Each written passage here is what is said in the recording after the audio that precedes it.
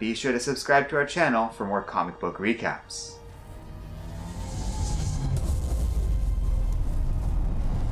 For the last 20 minutes, the X-Men have been trapped, while Jean Grey has been forced to pilot a space shuttle through the worst solar storm in recorded history. Pushing her telekinetic abilities to the limit, Jean is able to successfully bring the ship down to Earth, only for it to violently collide with the Kennedy Airport and go tumbling into the ocean. Remarkably, every one of the X-Men emerge from the water, yet they are surprised when the ocean suddenly churns around them wildly, and Jean Grey emerges. However, she claims the woman they once knew is gone, for she is fire and life incarnate. Now and forever, she shall be the Phoenix. In a moment, Jean's own mind re-emerges, and she is soon overwhelmed by what just happened to her, collapsing into the water. The X-Men save her, though everyone is deeply concerned. Even Jean's costume has suddenly changed, and she is now barely alive. The mutants go to shore and try to disguise themselves a bit, but they recognize this is a bit of a wash. This is the second recent incident of the X-Men being involved in this particular airport's destruction. With that in mind, the mutants instead escape the crash site and leave the shuttle's surviving pilot behind. Thanks to Charles Xavier's powers, nobody even remembers the X-Men being there. Logan buys some flowers and goes to the hospital in order to visit Jean, but is surprised when the rest of the X-Men, including Cyclops, are already there waiting for her. Wolverine throws the flowers away and joins the rest of the X-Men as they consider Jean's fate. Charles desperately wants to use his powers to help Jean, but every time he tries, a strange nightmare ravages his mind. Even using his powers to get them away from the airport nearly gave Xavier a seizure. The X-Men stay at the hospital all night into the next day when finally two doctors emerged, named Corbeau and McKay, and they both happily inform the X-Men that Jean will be just fine. As the team celebrates, Charles decides it is time to send the 5 gathered X-Men on an enforced vacation, to give them a much-needed break and everyone the space they need for Jean to properly recover. They've also just been through a lot as a team together, and could really use this time off. Logan demands to stay with the recovering Jean, but eventually relents to Charles's reasoning. The wealthy Xavier is able to send the X-Men to Ireland on a luxurious trip, with many among them starting to enjoy themselves.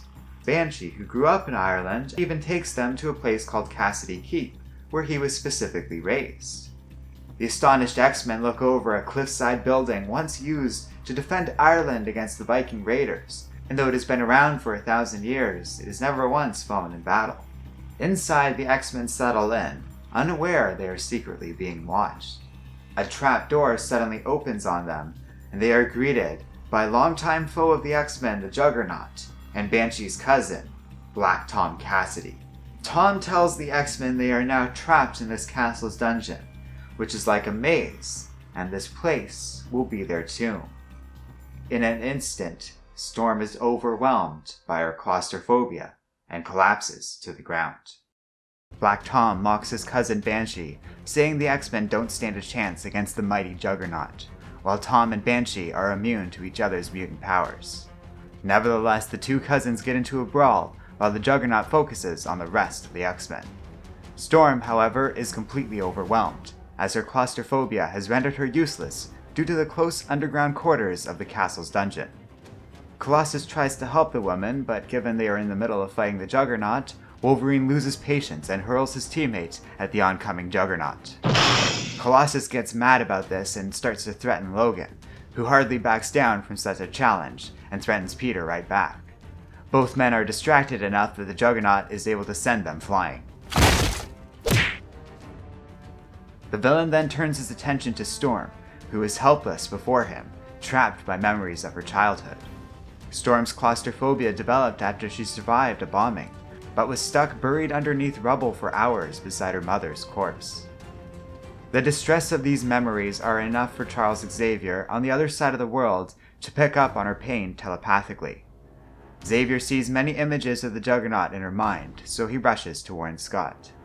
As he does so, Jean enjoys a visit from her roommate in New York City, a woman named Misty Knight.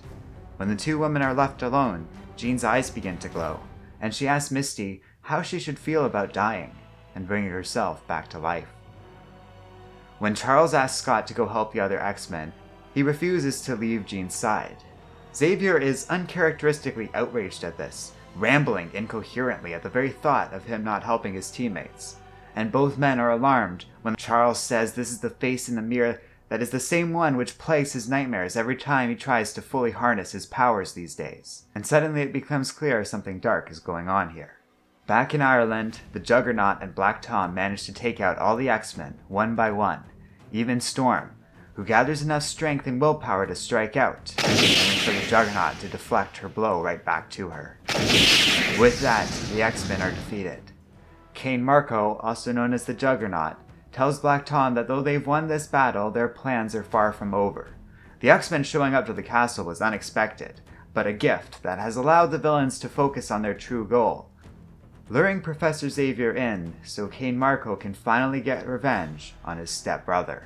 Black Tom Cassidy and the Juggernaut are able to successfully contain the X-Men, save for one, who seemingly disappears in battle. It turns out Nightcrawler was saved by a group of leprechauns. They take the young mutant to a human that served as seneschal of Cassidy Keep, until Black Tom and his ally Juggernaut took the place over. Now the villains have taken the families that were living in the castle hostage, and the seneschal further reveals that Black Tom and the Juggernaut are doing this all on behalf of a mysterious individual, donned in red armor and a horned helmet.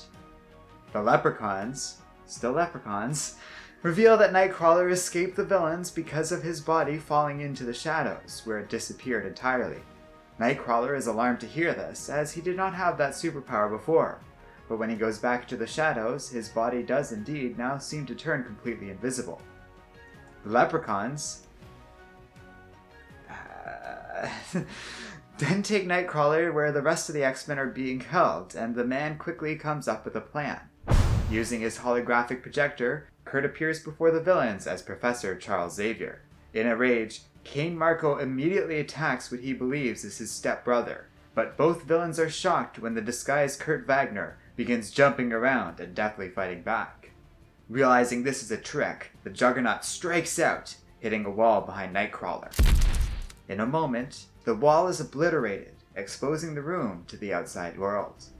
Storm suddenly breaks free of her captivity, finally able to escape the confinement that had left her effectively paralyzed. She is able to escape with Wolverine and Colossus in tow, but the Juggernaut is able to grab Banshee before he too is able to flee. The villains rush to the castle battlements and challenge the X-Men with Banshee as their hostage. Storm flies up at them, leaving her teammates behind. Wolverine calls her a reckless broad because of this, and Colossus decides that Logan needs to be taught a lesson, returning a favor that his teammate paid him earlier by throwing him to the top of the castle. While the villains are distracted by this attack, Nightcrawler uses his new powers to free Banshee, and when the rest of the X-Men push past the defenses, the group regathers for another battle. Once again, Banshee and Black Tom get in a duel, while everyone else desperately tries to hold off the Juggernaut. This time, however, Banshee is able to use the new setting to his advantage, knocking them both over the battlements and relying on his own powers of flight to survive, while Black Tom helplessly falls into the sea below. The Juggernaut, who actually cares about Tom and values their friendship, panics at this and jumps in the water after Tom. Neither return to the surface, and the X-Men are able to enjoy a moment of peace. Little do any of them know, Magneto is aware of all of this, and as he speaks to another being, having been behind this whole affair, he reassures his colleague that the X-Men will be dead before they even know they are under attack. Following the battle in Ireland, the X-Men travel to Scotland with the goal of reaching a secret island owned by Moira McTaggart, where mutants too dangerous to live freely are held there on behalf of Charles Xavier. The X-Men, unable to change or disguise themselves, are unwelcome at the local Scottish settlement from which they try to procure a ride to the island, but they manage to do so with some force by renting a hovercraft from an unwilling owner. On their way to the island, however, the vessel suddenly falls apart, as if its metal bits were pulled apart at its seams. Luckily, the X-Men are able to make it to the shore of the island, but they find themselves trapped in a force field and hurled at Moira's building. They are only saved thanks to Banshee's sonic scream, which breaks a hole in the facility's wall. When a metal door to the building flings open, it is suddenly clear Magneto is attacking the team. Outside, Cyclops arrives from America with Moira McTaggart. Scott Summers is deeply disturbed by recent events, especially having only just learned about what is essentially a secret prison for mutants. The two enter the building and find the man Moira had left in charge while she was with Charles, Jamie Madrox, also known as the Multiple Man. Jamie is alarmed to learn that the X-Men are here, warning that Havoc, Polaris, and Eric the Red broke into the building not long ago. They found Magneto, whose body had been reverted to that of a baby. The villainous Eric the Red then aged Magneto to the peak of his power, and now combined with his decades of experience using said power, it has left the Master of Magnetism stronger than ever. Wanting revenge against Charles for holding him while he was stuck in the body of a baby, he entered into an alliance with Eric the Red. Now using his powers, he easily discards of Colossus and Wolverine, throwing Peter so far the metallic man lands in the ocean, and is forced to walk back to shore. Magneto is so strong now he can deflect Storm's lightning back to her, and detects a disturbance in the atmosphere at a location where Nightcrawler is about to teleport to. Thus he is able to hit the young man mere moments after Kurt appears. Only Banshee is left standing until Magneto summons enough metallic residue in the air to completely encase the final X-Men. Triumphant, Magneto notes this new team of X-Men was much stronger than the older one, and yet they were still no match for his new body. Suddenly, Cyclops strikes out, stunning an unwary Magneto who was unable to properly shield himself, allowing Summers to save the entire team. Scott orders an evacuation, much to the fury of Wolverine, who wants to stay and fight. Nevertheless, they flee, noting the damage from the flight allowed at least one mutant to escape this island in all of the chaos. Magneto leaves too, feeling victorious, and failing to notice a sign that warns of another escapee, dubbed Mutant X. Elsewhere on Earth, Professor X, Jean Grey, and Misty Knight all meet with Jean's family. The happy gathering is watched by Polaris, Havoc, and Eric the Red as they prepare to strike. In orbit around Earth, an alien woman arrives, intent on stopping her brother, the Emperor of the Shi'ar. Suddenly, her vessel is attacked. Farther out in space, across the universe, on board a vessel called the Starjammer, Christopher Summers, father of Havoc and Cyclops, speaks to his colleague, Chod. 9 stars are moving into alignment, and soon the Shi'ar Empire will be able to open a dimensional gate, and if they succeed, it will be the end of everything. The X-Men return to their private airfield in Westchester, only to find Eric the Red waiting for them. This mysterious villain has been plaguing the team for months, before even the rise of the Phoenix, working hard behind the shadows to attack the team with proxy villains, like he recently has with Magneto, the Juggernaut, and Black Tom Cassidy. With Eric finally in their sights, the team attacks. However, the villain reveals a trick up his sleeve. Using Havoc and Polaris, both of whom were under Eric the Red's mental sway, Eric was able to procure a new ally, Firelord, former herald of Galactus. The mutants are no match for this cosmically powered being. He is able to knock multiple X-Men out in singular blows, and in less than a minute, the fight is over. Eric feigns innocence in front of Firelord, as he has tricked the former herald into believing the X-Men are villainous. The two agree that since the X-Men are now out of the way, it is time to take out their leader, Charles Xavier. Meanwhile, in orbit around Earth, Lilandra, sister to the Emperor of the Shi'ar, remains closely pursued by a powerful Shi'ar vessel. The ship's captain is familiar with Lilandra, as he used to work with her when she was Grand Admiral of the Imperial Fleet, and he is not surprised she has managed to survive this long. As she enters Earth's atmosphere, the captain has his science officers scan the planet. The Shi'ar are largely unfamiliar with Earth, but thanks to a report devised by an agent secretly planted there, they know a great deal. The people of this world are relatively primitive, and normally the Shi'ar would have nothing to do with Earth. But Lilandra is a special case, and the aliens are willing to intervene with this relatively primitive planet, as they will stop at nothing to get her back. The Shi'ar note that the Kree, Skrull, Badoon, and even Celestials have all been to this world before, but none of those groups are of concern to the Empire. What truly alarms and unsettles the entire crew is when they learn Galactus has been here 4 times before in recent history, and has been beaten back every time. Back on Earth, an injured Lilandra appears before Professor X, Misty Knight, and Jean Grey, who were all enjoying tea with Jean's family. Xavier recognizes the alien woman and even knows her name, even though this is the first time they've ever actually met in person. Suddenly, Firelord appears before the gathered group. Jean asks that Misty get her parents to safety, and once again becomes the Phoenix. The two enter a battle, and Jean is alarmed to discover she can fly, and is experiencing a surge of power unlike ever before. She is able to go toe-to-toe with Firelord, knocking him miles away.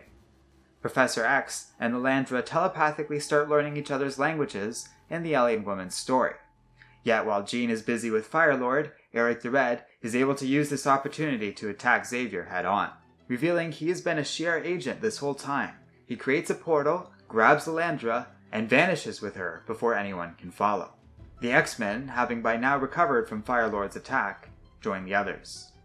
Charles is distraught over what happened to Lilandra. It turns out the alien woman led a revolt against her brother, the Emperor of a massive intergalactic force called the Shi'ar.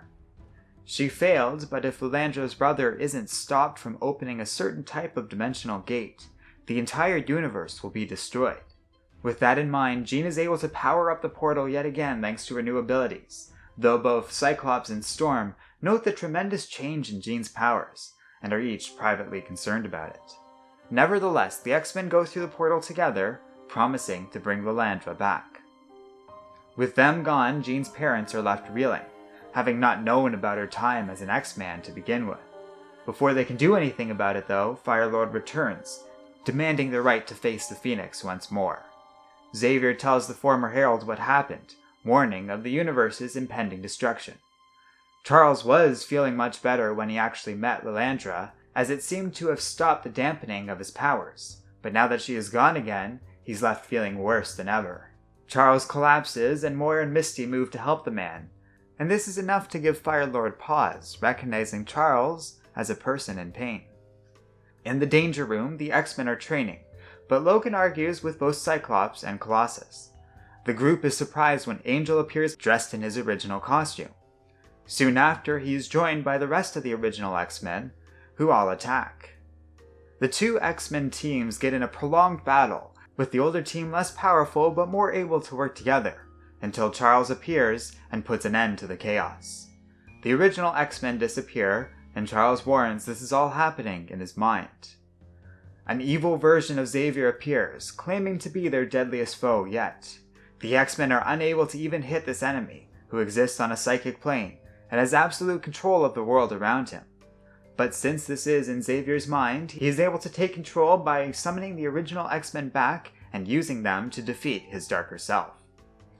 Charles thinks to himself that he is usually able to suppress these evil urges, but the problems he had been experiencing due to Lilandra must have broken down his mental control. He wakes up, with the X-Men still away somewhere out in space, and the fate of the universe still in the balance. The X-Men find themselves on an alien world, surrounded by a powerful team called the Imperial Guard, defenders of the Shi'ar Empire. The Emperor is preparing to execute his sister, named Lilandra, and so the X-Men leap into action. Nightcrawler grabs Lilandra and teleports her to safety, where she explains that her brother Deken plans on using a powerful artifact called the Macran Crystal to tap into an ancient source of power so strong it is said to be able to reshape reality itself. Lilandra opposed this plan and started a civil war to stop the use of the crystal, but lost and was nearly killed herself. She managed to escape, during which she first came into telepathic contact with Charles Xavier, while he was busy fighting other aliens in an unrelated adventure. This created a permanent bond between the two. Deken discovered this through the Shi'ar's telepaths and sent a spy, Eric the Red, to try and kill Xavier in the hopes of drawing Lilandra out. She concludes by warning the X-Men that if a series of stars reach alignment, D'Ken will be able to use the McCann crystal and destroy them all. She begs the Imperial Guard to help them, but instead they attack, overwhelming the X-Men. Just as the leader of the Guard, Gladiator, is about to grab Lilandra, the Starjammers appear and help the X-Men turn the tide. Jean, though still weakened from creating a portal here, is able to read the mind of Corsair, leader of the Starjammers, and learns who he really is. However, it is then that D'Ken is able to activate the crystal. Across the universe, orbiting the sun, a man named Peter Corbeau confirms with Reed Richards that for a brief moment, all of reality just blinked out of existence. If it happens again, they are all doomed. With the crystal activated, the X-Men try and move in to stop it, but are stopped by a tiny alien so strong that even when a recovering Jean drops a meteor on the being, he is completely unharmed. Only Banshee is able to take the alien out with a fully powered sonic scream. Another guardian of the crystal is a giant robot, and while the X-Men battle it, a Starjammer named Raza is able to grab the Emperor and throw him into the crystal. The moment he does that, however, the gathered group is suddenly transported within the crystal itself. Jean senses something within a sphere she claims to be the heart of the crystal, and when she touches it, each member of the gathered group is afflicted with a personal nightmare.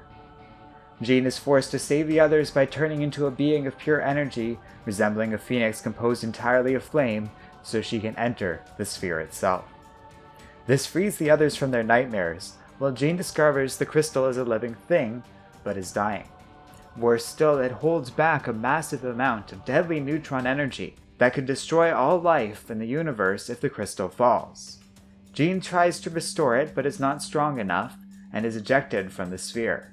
Outside, Storm agrees to share her power to further strengthen Jean, but the Phoenix is certain this will kill her teammate in the process.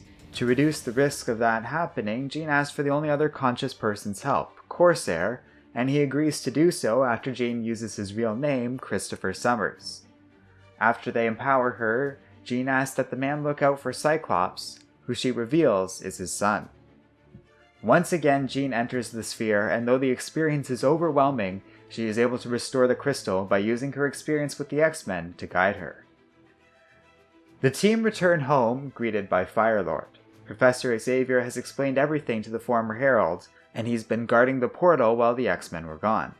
Lilandra soon arrives back on Earth, explaining that her brother has been driven permanently insane by the McCann crystal.